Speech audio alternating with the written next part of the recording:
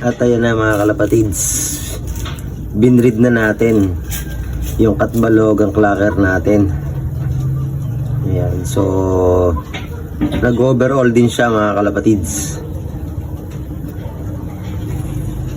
Ayan ang kanyang nanay. Binilik natin sa nanay. Yun, no? So may itlog na sila. Inbreed. Yun, no? Ano kaya ilalabas na kulay nito mga kalapatids? Kasi yan yung kulay, oh. Tapos yung nanay niya, ito ang kulay. Maganda ilalabas nito. Off color, sure. Ayan, oh.